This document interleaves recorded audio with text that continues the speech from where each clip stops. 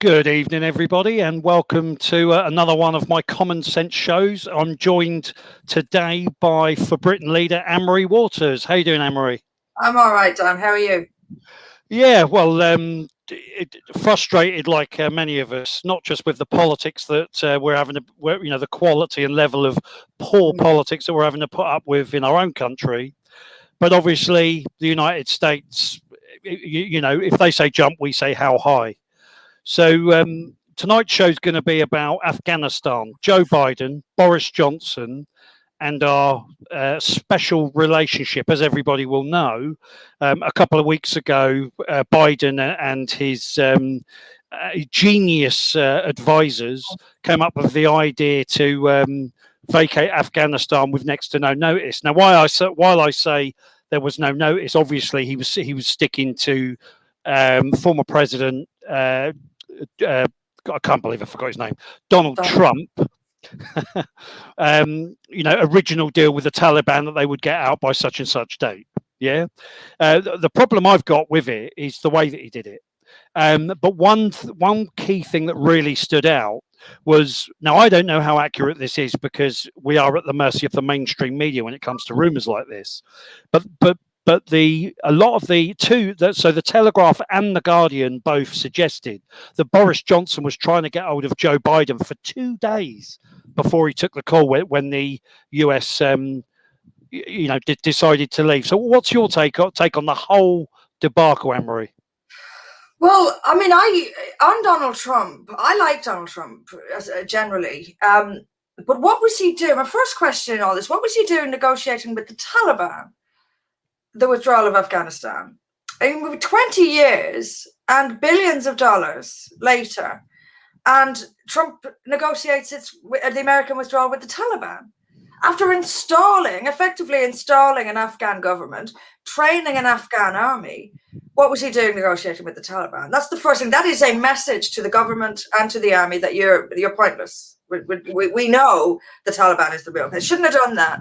They should have sat down with the government and put things in place to keep the Taliban, whatever those things may be. But what you don't do is sit down and negotiate with the Taliban. That's the first problem. The second one is, and Trump said this, and he's right, the military leaves last. What are they doing? What was all that about? I mean, I'm not even clear in my own head exactly what happened here. It was almost in a couple of days, you had all this catastrophe, and there was very little warning of it. I mean, I know this was dealt with but for the world, there was very little warning of this. And it's in a matter of days, the Taliban is taking the president's office, and with it, millions, if not billions of dollars worth of American military equipment. It is an absolute disaster. And for 20 years, British and American troops were in this country for nothing. Thousands of people dead for nothing. A disaster. The problem is with Afghanistan is we're trying to enforce our way of life onto them. Afghanistan is ruled. It's probably one of the, I would say, top 3 nations in the world that have a predominant. I say predominant. They're 100% followers of a particular religion. That they rule by the book. The Quran dictates their everyday life. Now, you hit on a good point. I'm not sure it was within days. I think the Taliban were already unloading their lorries when the C-130s that were taken back to the United States were being loaded up by the US. The history of Afghanistan is they've been fighting. There have been 2 sections in Afghanistan fighting for over 1,000 years. Yeah, pretty much. Since Muhammad's death, I think around 1400, give or take, years ago, it's been constantly at war. War is all they know. Now, the Peshawar, am I pronouncing that right? The Peshawar, that's like 80% of the Afghan population.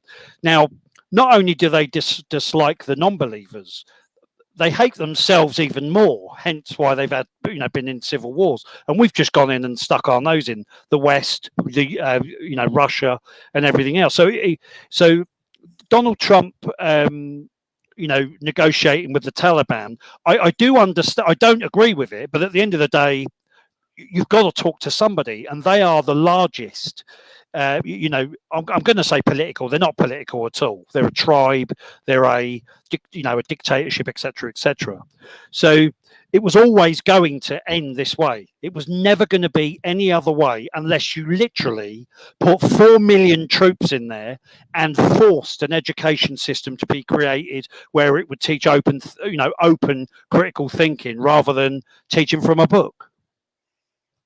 Yeah, you're right. They're not a people who, and this is the case with a lot of Muslim countries, particularly ones which are as strict and as stringent as Afghanistan. They're not waiting for someone to come along and install democracy there. It's not what they want. Now, there are, of course, people within it who do want that, and people within it who will be fighting for freedoms against the Taliban now. We know that. We see them hanging from cranes and stuff, don't we? Yeah. I feel for those people. I do. But it's got to be their own to sort out. It's got to be. They've got to make their own journey. They've got to want to do it.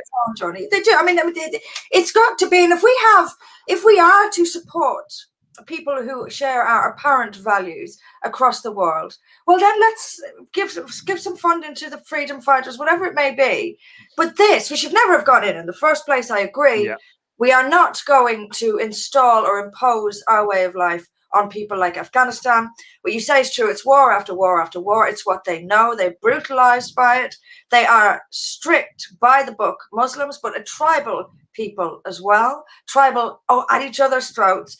What did we think we were doing? And why we went in there is up for debate. I'm sure a lot of people would say it's about oil. Other people would say it's about 9/11. Whatever it is, it's a disaster. We can't turn back the clock, but we can learn from it. We can learn a few things. One, let these people write their own story. We should write our story. Let them write their story. Let's not make another 20-year mistake. But I do think we had after going in there for 20 years, we had a duty to get out of there rather better than we did. Yeah, I mean, it just shows Biden's performance as the US president. I mean, let's be honest. How much did he really know about it? Well, how much does he know about anything? And I mean, I'm not trying to be flippant or funny or anything. No. I don't think that man is fully with us. He's never been. I don't think he has ever been. And if you look even at his past record, there's no consistency there. This is a guy who has changed his political colors several times throughout his career. So there's no real steel there either. I mean, like or low Donald Trump, he is who he is. Joe Biden isn't anybody. He's a little bit like Boris Johnson, actually. He's completely inconsistent throughout his career. But now I'm not sure he's on the same page as the rest of us. I'm not sure he's entirely coherent. So whatever his handlers are doing, I'm not entirely sure what the end game is here. I mean, the result has been yet more instability in the West, yet more mass migration to the West. Maybe that's an end game. But whatever it isn't Joe Biden doing it. One of the things that you have in the military is loyalty, and it's not just for your direct soldiers, those that serve for you, but their allies. Key players within the regime to which your troops are serving, and you look after them. What you don't do is give all of their technical details and their information away to the enemy, which is what they did with. In this scenario, I mean, they actually handed you've heard of this, yeah? They handed all of the personal biometric details of all of those Afghans that helped the Allied forces, and that for me alone, I mean, that's unbelievable. Unbelievable.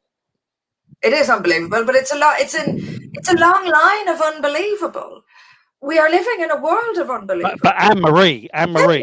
The military, the US military will not forgive that ever. They will not forgive that. Because they've betrayed their friends and their allies. That some of them have been over there 2 or 3 tours, so they've got to know these people that helped them. They've got to know their families, their children. And what have we done? Cheers, see ya. Oh, by the way, it was him that told us. It's appalling. I mean, just but nobody cares. I mean, the mainstream media should be climbing the walls just on that. Well, the mainstream media is too busy trying to get us to take in as many Afghans as we possibly. 20,000. Yeah. I mean, this is you saw it. It was a rerun of that migrant crisis in 2015 when we had this little child on the beach. Same thing, absolutely the same thing. Media is too concerned about that to look into any of this in any detail. I don't know why that was done. It is, like you say, unbelievable. And I hope you're right. I hope it isn't forgiven. I hope it isn't forgiven. I hope this brings about some sort of change. Some people have got to start waking up. Says, what is this about? And if we had a media worthy of the name, they would be asking those questions, but we don't. We're swimming in murky waters, Dan, when nobody quite knows what's going on. We have unbelievable scenarios. Like this with withdrawing. I know you're right. It wasn't days, but it felt like days for us. Massive, we have again this big wave of immigration.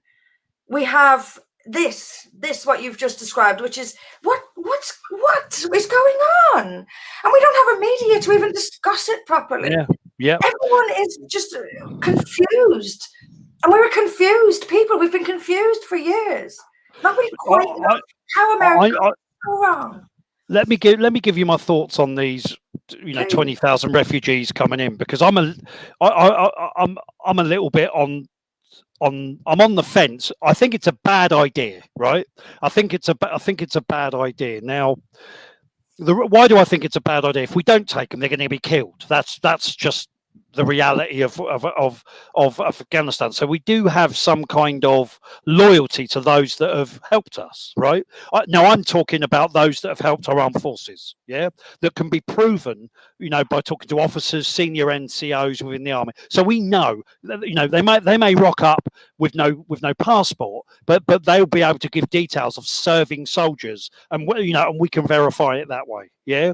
The problem is the way that their culture is not compatible with ours. It just isn't. Yeah, we have laws in place which are not being, FGM. That's been against the law since the 80s, I believe, in the United Kingdom, and probably the amount of prosecutions you could put on one hand, if any at all.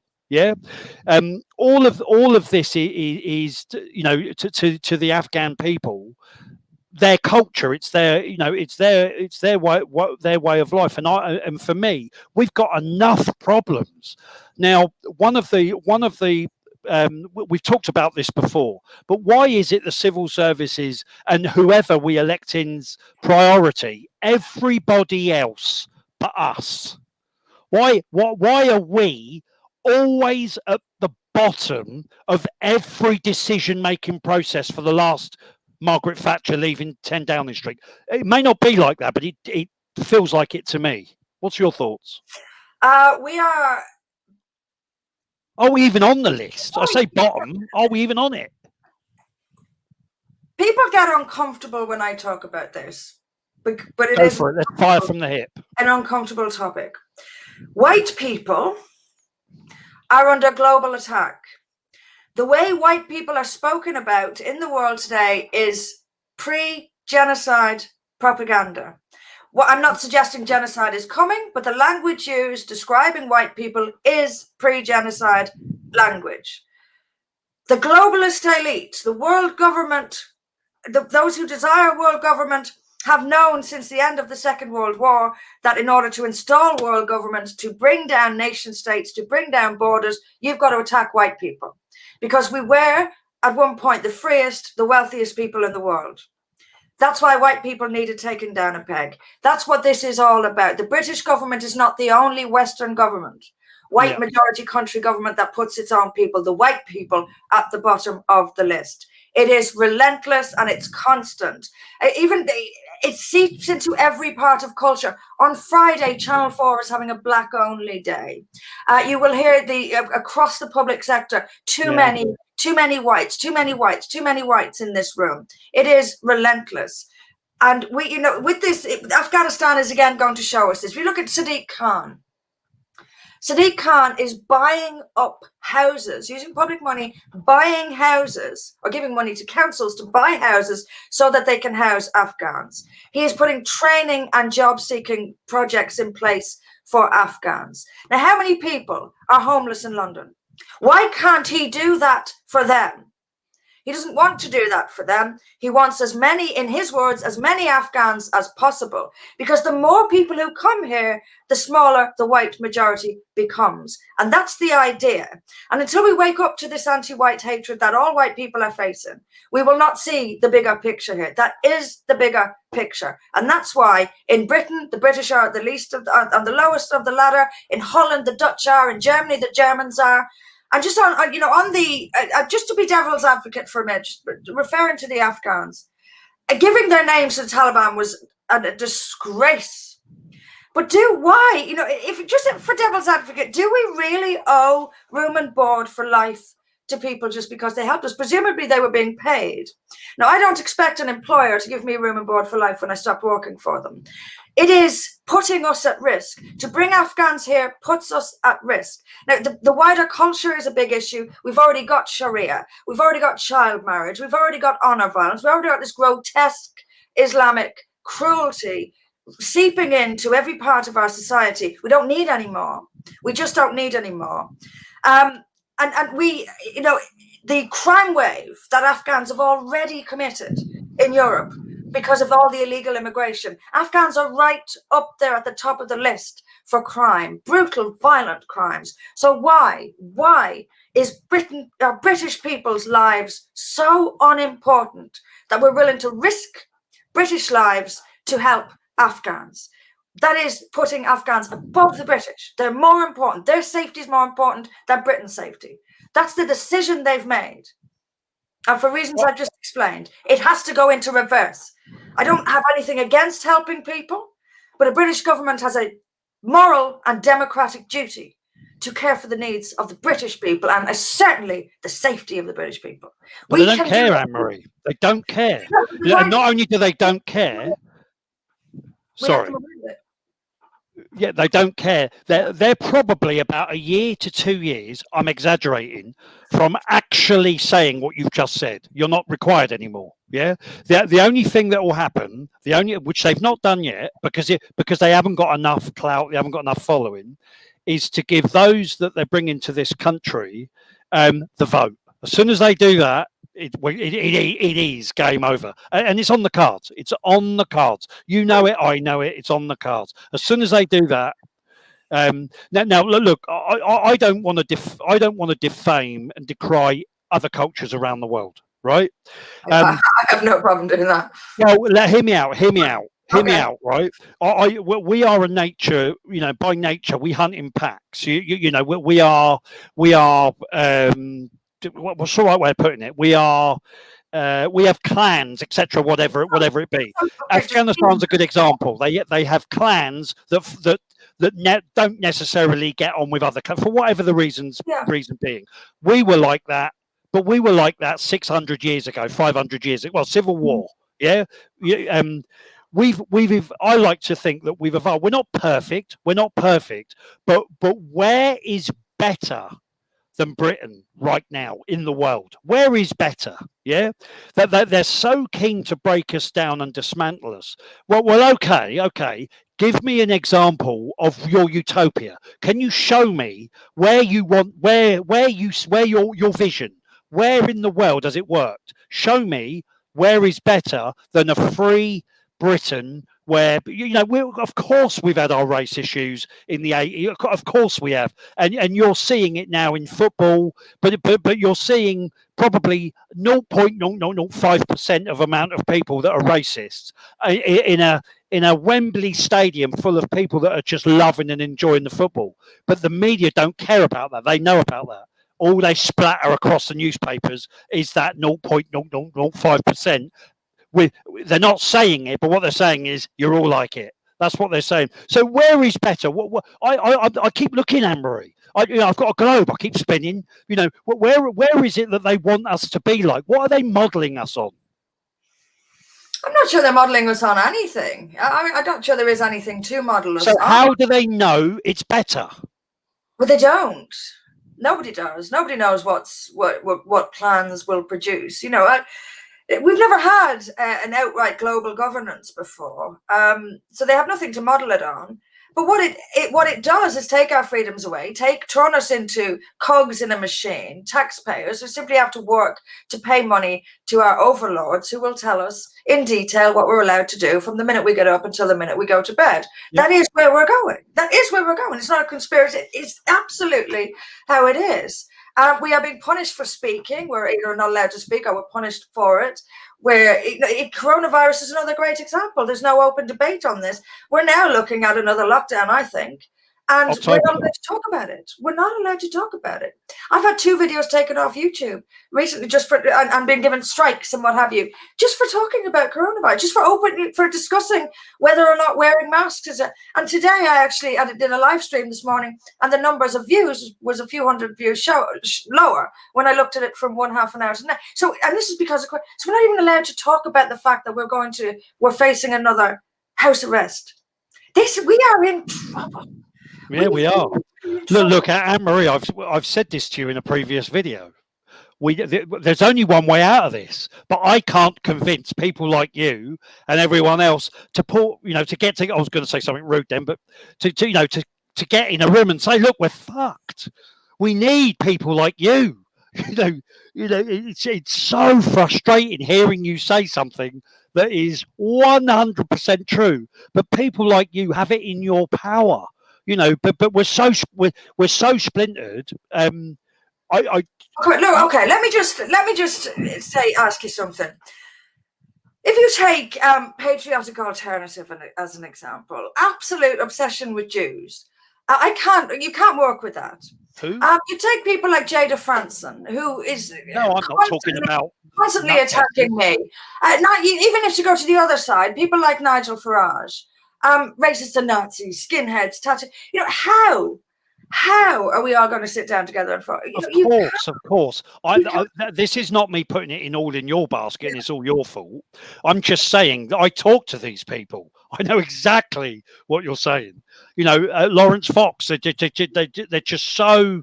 The problem is, I'm an anti-theist, right?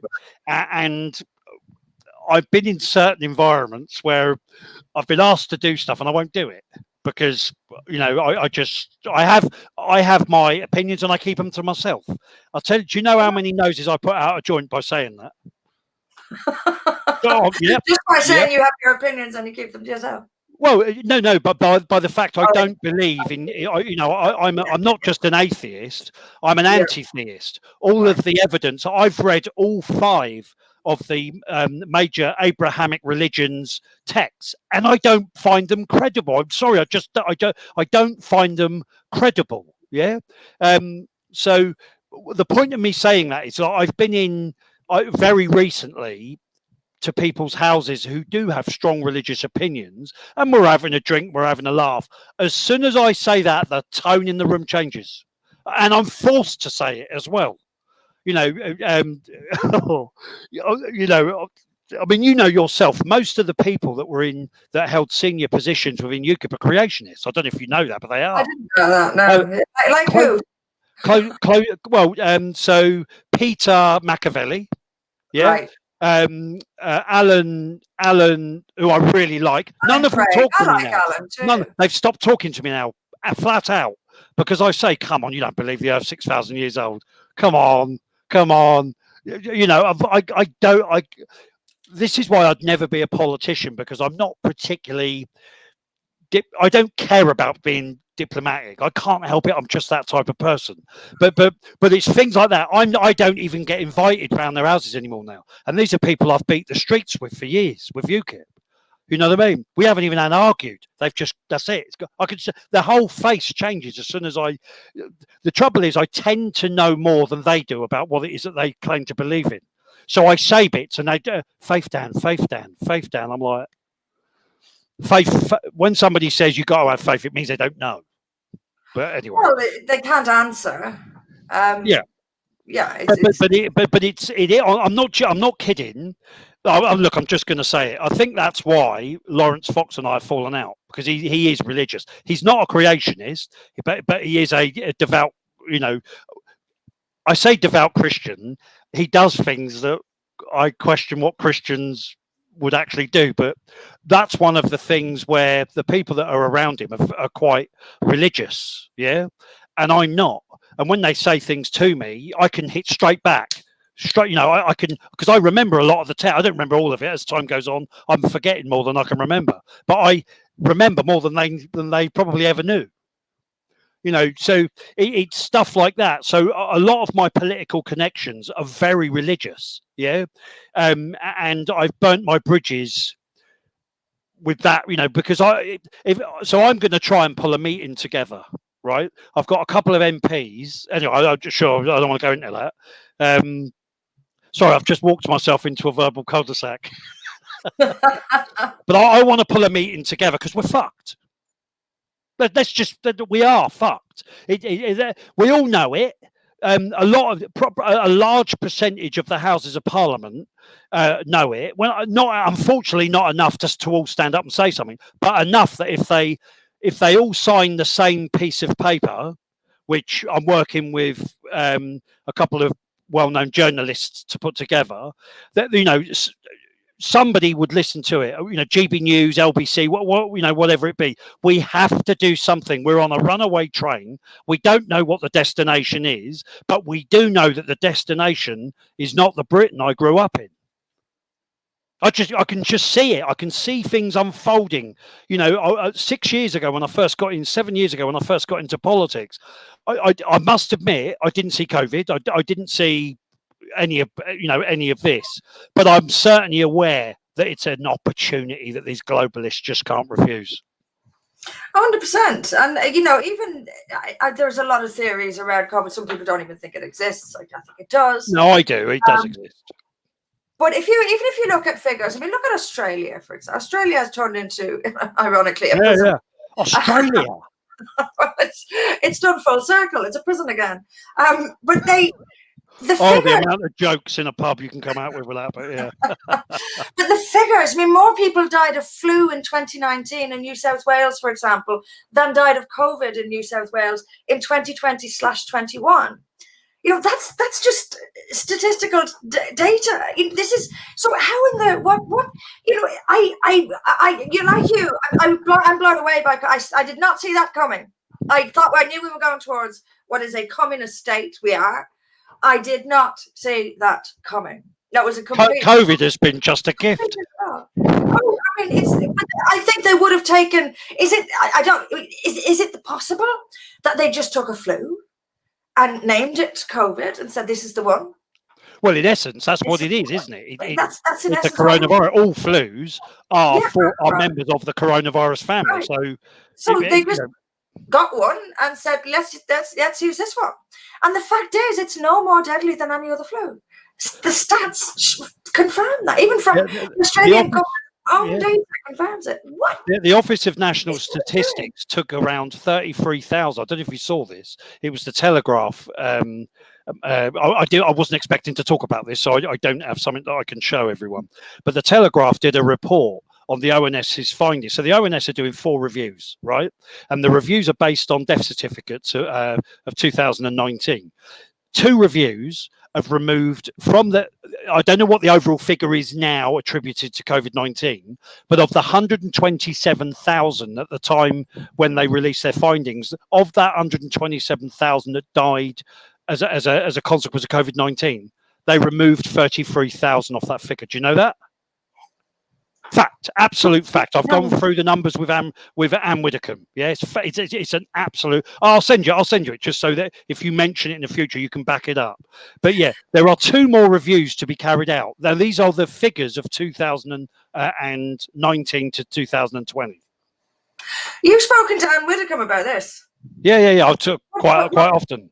Tell me what her view is on all this. If you're not I've got a video. I won't tell you. I've got a video, and I'll show you a video of what she thinks of it. Okay, fine.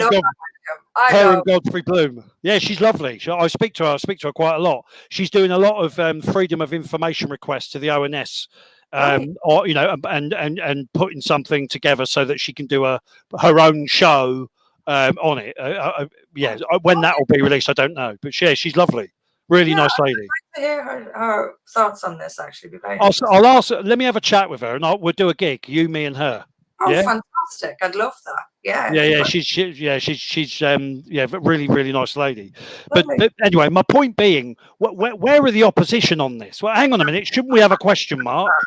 You know, we've got nothing. That's why we are fooked. No media. Yes, it was published. But why that should be in the House of Houses of Parliament, House of Lords. Well, hang on a second. We've crushed our economy on this. Shouldn't we have a little rethink? Nothing. It's no. Let's all steam ahead, full steam ahead, and get as many people with these jabs, all our kids and everyone else, even though it weren't as bad as we were led to believe. And it's not. If the death figure was given as this, yeah, Office of National Statistics, after thorough reviews, the figure ends up being this. Do you see where I'm going? But it's full steam ahead. So look. I mean, the opposition is a joke. We've got a totalitarian-minded, authoritarian Tory party up against Labour, which is even worse, even more authoritarian, even more inclined towards totalitarian. We have to remember, Anne-Marie, it's not, they're just glove puppets at the end of the day. It's the senior I know you're a bit skeptical. It just is. No, I understand. They only make their decision. I understand that it's up to the politicians to change it. But do they even see it? Well, it's up to them to make sure they do.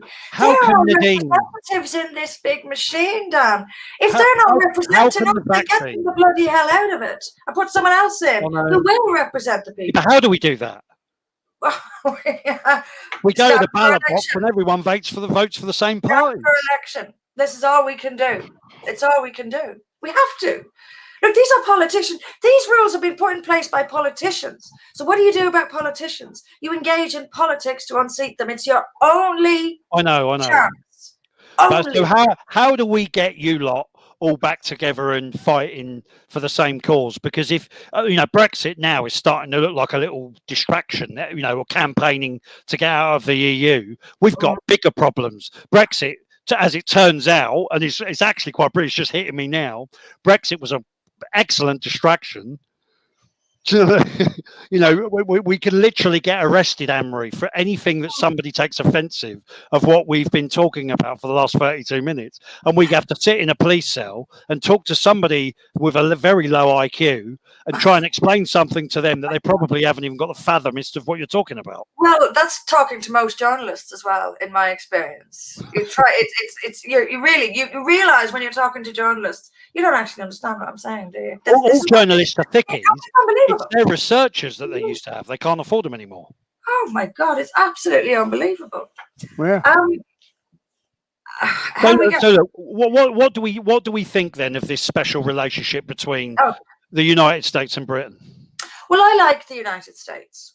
I like its constitution, very much like its constitution. Can you see this? I can see you poking a pencil at something. Oh, you can't see my flag? Something is. No. Have you got an American flag behind it? Yeah.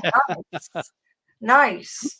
Look, I like America. I'm pro-America. I'm a big fan. We have a long history with America. That's better. We have a history with America. Its constitution is one of the greatest documents ever written. It was, of course, based upon a lot of the freedoms formulated in this country. It's an English-speaking country.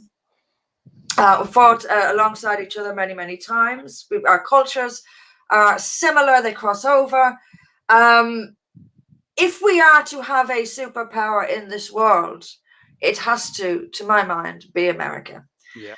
And the contenders, and we will have a superpower in the world. I think it's just natural human behavior to have layers of power. Well, it looks like it's going to be China in 10 years, doesn't it? Well, this is it. And this is part of the problem. And China has its tentacles all over the world. It's already censoring. It's censoring Hollywood. China's already censoring. Hollywood is self-censoring so as not to produce films that are offensive to China. This is already happening. China is already spreading its tyranny all over the world. And if America, I was talking about this the other day, actually, the Texit. A supporter of ours sent me a book about Texas. Texas leaving the United States. And the idea of it is so terrifying to me. That would be the end of the United States. Then where are we? It is the most powerful country in the world still. And it's a democracy, an English-speaking democracy, which is of European ethnicity and European origin. How can we not be on its side? How can we not give our support to that? It's us. America's us. Now, if you're going up against the Middle East, if you've got, all these different religions and different cultures, and China, all of these big players in the world, which are not us, they're not us. America is. Yeah. And it's still the world superpower. How can we not want it to remain that way? I do.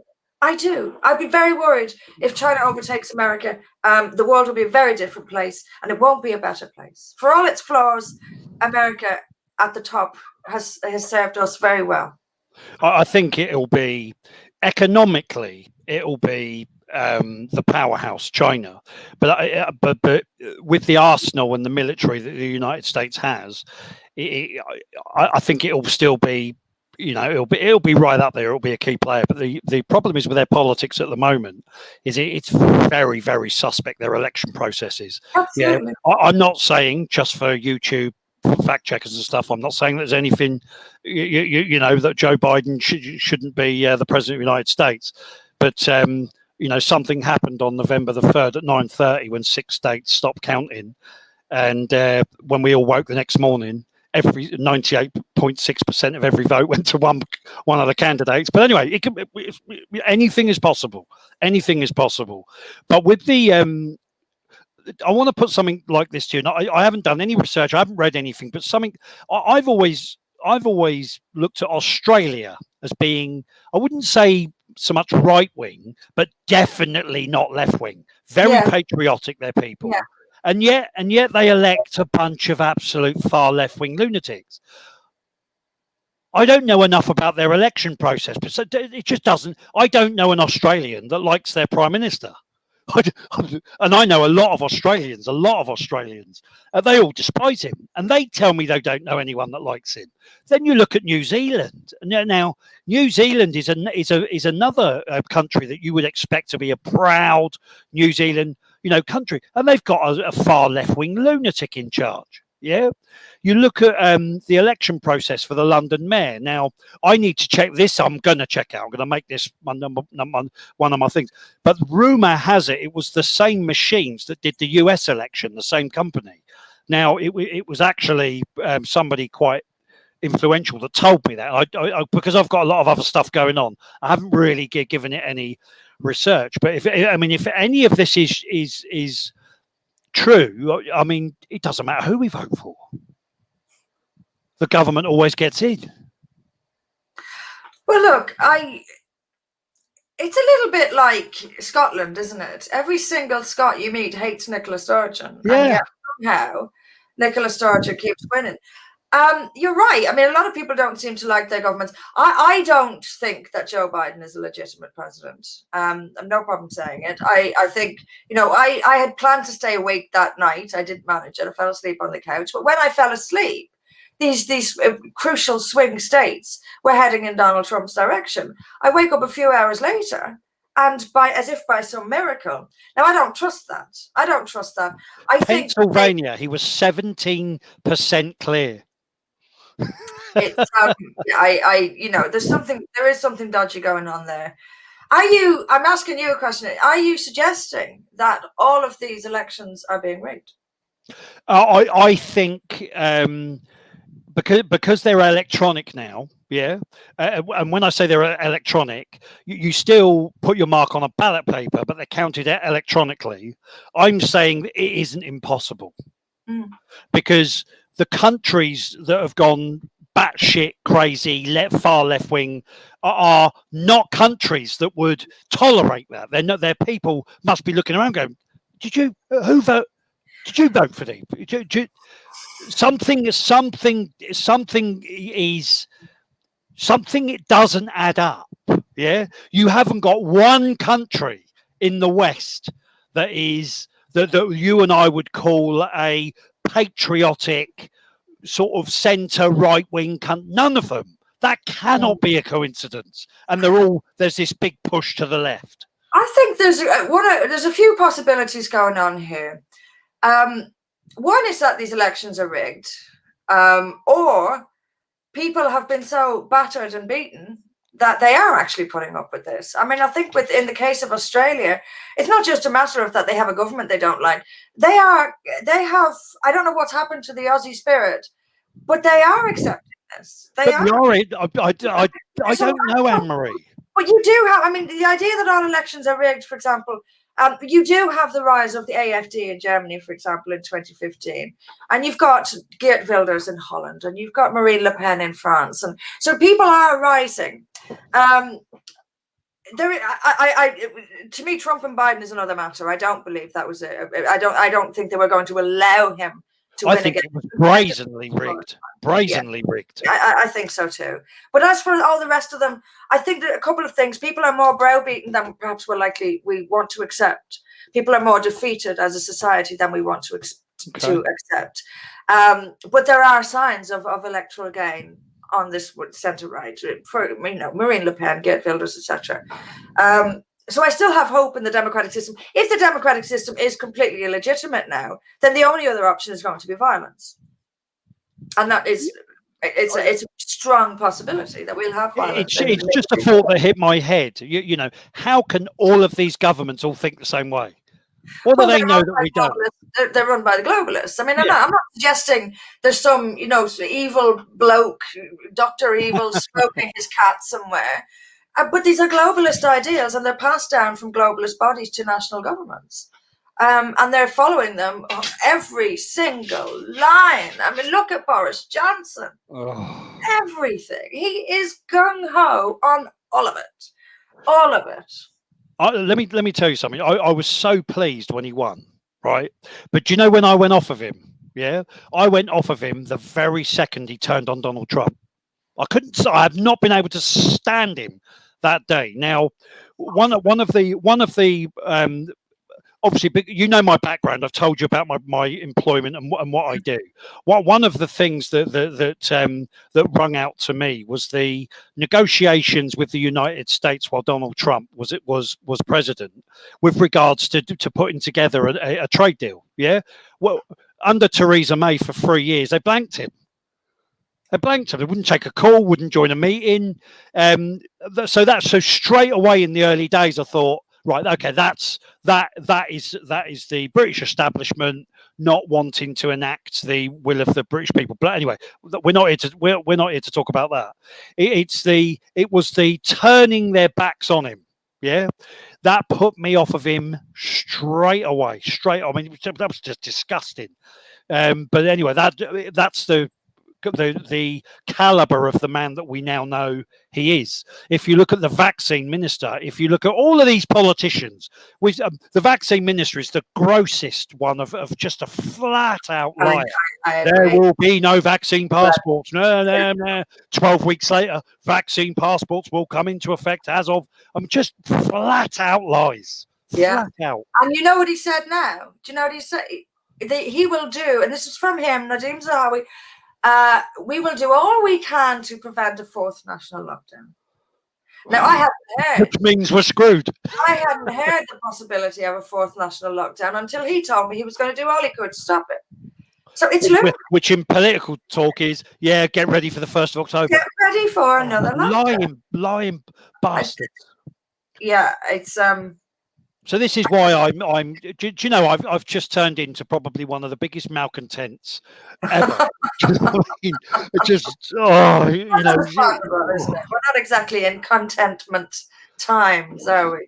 Yeah, I mean, I am really, really worried about the future of my country and what my children are going to grow up into, because they don't know what we had. They won't know what they've missed. I'm just whingy old dad. Do you know what I mean? They won't appreciate the things that you and I could do growing up, because they'll have to ask for it. They'll have to ask, can I think this or be told it? And I don't want that. I don't want that. But we are a runaway train. We are a runaway train. So look, there was loads of stuff I was going to talk about. I mean, we didn't really hit on the special relationship, because there isn't one. Well, we know it. Yeah. As soon as Biden got in, there isn't one. And now, if Donald Trump was to win in 2024, if he can get round all the fiddles, possible fiddles, and win, would he want to sit there with either Boris or one of his cronies when they ripped him, before he was ousted from office? No. And I wouldn't blame him. I wouldn't blame him. But one thing I message out to Donald Trump is this: that the government may hate you, the aristocracy. Yeah. Not all of them may hate you, but the large percentage of the British people absolutely love you and appreciate what you did while you were in office. You had a manifesto. You said that this is what you would do. You got elected in and you did your absolute best to honour your manifesto. And that, for me, everything aside, I'm a massive Donald Trump fan. Yeah. And for those reasons, I am too. And what I admire most about him is his ability to be his own person. Yeah. There's no, he isn't shaped by things that happen around him. He shapes what happens around him. There's two types of people in this world. One does their own shaping and one is shaped. Yeah. He's a shaper. And he is who he is. I think a large part of that, of course, is because he's not a politician. He's not a career. And he never wanted to be one. Politics. And that's probably why he's got a human side to him. He hasn't been corrupted by the party machine and the system and the politics, the utter tripe, the media relationship, all the BS. He hasn't been shaped by all of that. And that's why he is. That's why he has the spine. Yeah. I think, for me, if we look at social media now, Facebook, Twitter, YouTube is going that way because we know we're getting strikes. We've had one as well on here. But it will go full circle. It will go full circle. As soon as a government gets into power, the first thing they'll address, especially in the United States now, is the social media giants, because they're not neutral, they're not independent. I mean, they went for Trump in a way that was just absolutely disgraceful, and they will pay for it.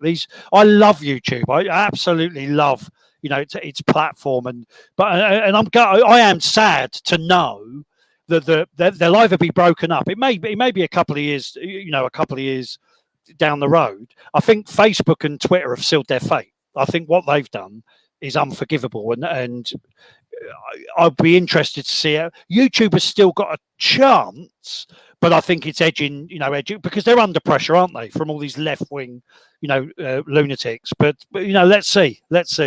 Look, Anne-Marie, I'm gonna leave it there because I've got to take my son to football for 6. I know. It's been absolutely a joy to have you on again. Lovely talking to you, Dan. I know I'm not a very good interviewer because I get so emotional that I just lose track of what it is I'm supposed to be, bringing you on about. I prefer being a guest rather than somebody who's trying to be the interviewee. But it's been great having you. I'm a massive, fan of yours. And I'm going to say this while we're on camera. I am going to try and get you in a room with some other people, because you all think the same thing. All of you think the same thing. Yeah. Sure, we do. No. I'm telling you that you do. You're just not afraid to say it. But they, about certain topics, they think it, because I hear them say it and I smile and I think, for fuck's sake, but you will go on camera and you will say what needs to be said. And we do need that. We do need it because, we need somebody to try and stop this runaway train. Anne-Marie, thank you so much for your time. Yeah. It's been an absolute pleasure. And for everyone else, if you like what we're doing, please like, subscribe, hit the bell, and we'll see you again.